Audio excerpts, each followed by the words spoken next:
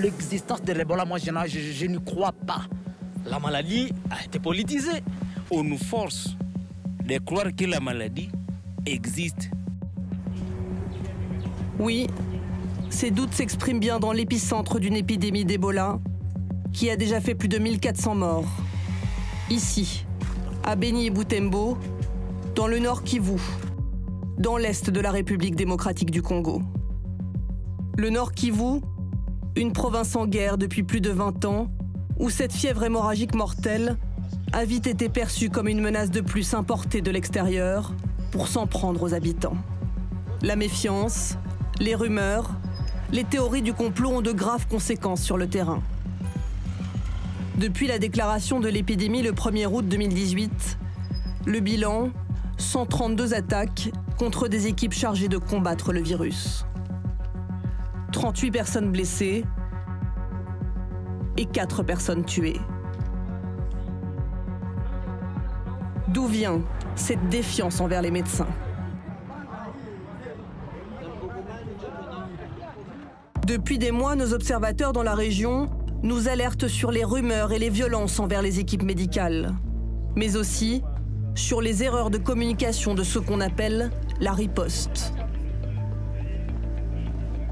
Le 1er août 2018, 4 cas d'Ebola sont confirmés dans le nord Kivu. Très vite, des experts internationaux installent les premiers centres de traitement Ebola, les CTE. Avec le gouvernement congolais et l'Organisation mondiale de la santé, des ONG comme Médecins sans frontières et la Croix-Rouge organisent la riposte contre Ebola.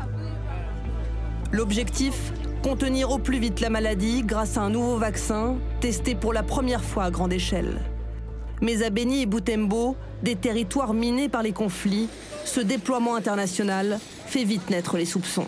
Ce qui a mis d'abord les gens à s'interroger, c'est que Ebola est venu dans une entité qui est en période de guerre, alors que la communauté nationale ainsi que la communauté internationale ne s'étaient pas aussi mobilisées pour mettre fin à la guerre. Mais c'est quand il y a eu Ebola qu'on a vu des véhicules 4x4 qui ont commencé à arriver. Il y a presque tout le monde qui s'est prononcé sur la maladie à Ebola.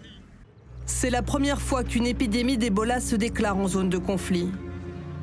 La région surnommée le Triangle de la Mort est le bastion de dizaines de groupes armés. Parmi eux, les ADF, un groupe de rebelles ougandais, et les Mai Mai, actifs depuis les années 90. Depuis 2013, on estime que plus de 1000 personnes ont été massacrées autour de Beni. C'est dans cette zone complexe que se sont installés les CTE. Et pour certains habitants, Ebola serait une nouvelle arme contre la population, majoritairement issue du peuple nandais. En octobre, la paranoïa prend le dessus. Plusieurs équipes chargées des enterrements réglementaires, appelées dignes et sécurisés, sont prises à partie et caillassées. Elles sont chargées de mettre les corps très contagieux des morts d'Ebola dans des sacs hermétiques, les sortir des CTE et les enterrer au plus vite. Les proches sont donc souvent mis à l'écart et ne peuvent pas voir les corps. Les gens pensaient qu'il y a eu des trafics des organes humains et qu'il y a les gens qu'on est en train de tuer expressément dans des centres de traitement. Et à ce moment-là, ils se disent, mais comment on peut enterrer nos membres alors qu'ils ne sont pas là? Et ils récupéraient d'abord les corps, puis ils ouvraient les cercueils jusqu'à ouvrir les sacs mortiers et de voir est-ce que la personne d'abord se retrouve à l'intérieur. Dans le nord Kivu, la situation est aggravée par le facteur politique. Les élections présidentielles et législatives. Le 26 décembre, les habitants de Beni et de Butembo apprennent qu'ils ne pourront pas voter. Les élections nationales prévues 4 jours plus tard sont reportées dans leur circonscription. Motif invoqué, l'épidémie d'Ebola qui continue de sévir dans la zone. La décision renforce les doutes autour de la maladie, déjà alimentée par certains hommes politiques locaux. Le média de vérification congo-tchèque analyse les rumeurs qui circulent.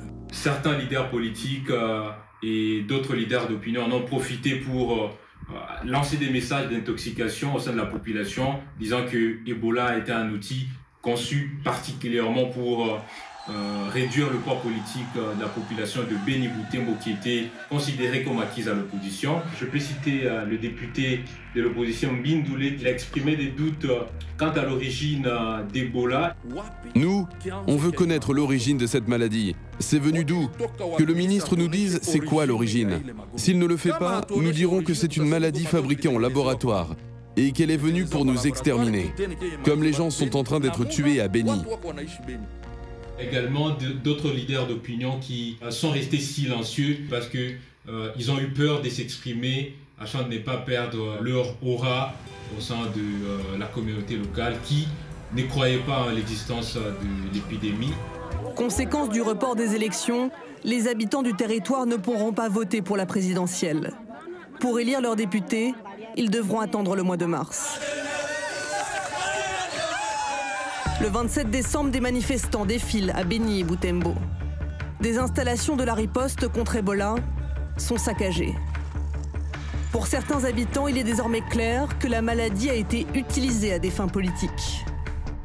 Vous voyez par exemple, à Béni et Boutembo, on a écarté tout simplement les élections sous prétexte qu'il y avait la maladie à virus Ebola. Sur les réseaux sociaux aussi, des messages alimentent les théories du complot. Je vous avais bien dit que la maladie à virus Ebola était un montage de toutes pièces. Voilà que ça a été la cause principale du report des élections. Ces rumeurs ont circulé principalement dans des groupes WhatsApp et Facebook qui contenaient en majorité les habitants de Boutembo. Et cela a beaucoup compliqué la situation. Contre les rumeurs et fausses déclarations, Congo Tchèque lance un programme de vérification spécialement dédié à l'épidémie. En février, la riposte devient carrément la cible d'attaques violentes. Le 19 février, l'infirmier Joseph Kambale Sanané est tué à Vovi. Le 24, le centre de traitement de Katwa est incendié.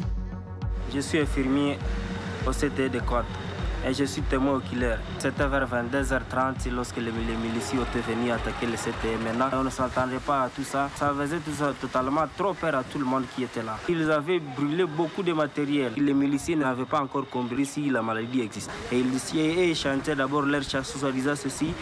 On ne veut plus encore cette existence de ce centre de traitement ici. Le 27 février, c'est le centre de Boutembo qui est visé.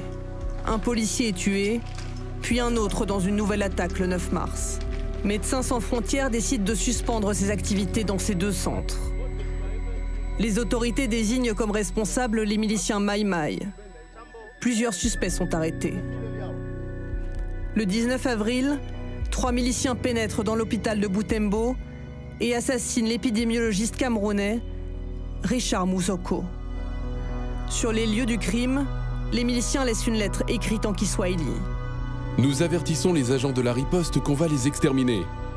Et si encore les miliciens veulent attaquer encore les centres de traitement, on peut fermer les centres pour garantir toujours notre biosécurité. Ça nous fait peur et ça nous déshonore surtout. Et nous aurions à prier surtout à n'importe quelle autorité de bien nous garantir parce qu'ils ont commencé même à nous attaquer surtout à notre ménage et tout ça. Et on manque si ça finira par où.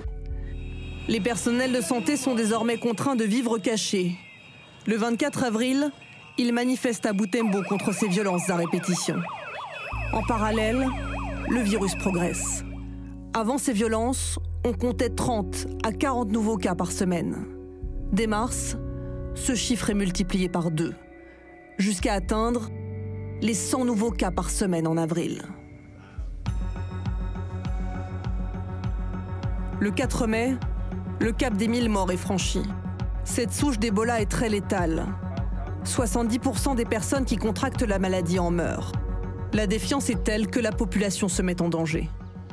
La conséquence de ces rumeurs, c'est que les gens se cachent parce qu'ils ne veulent pas être pris pour être amenés au centre de traitement Ebola. Donc les gens s'automédiquent maintenant.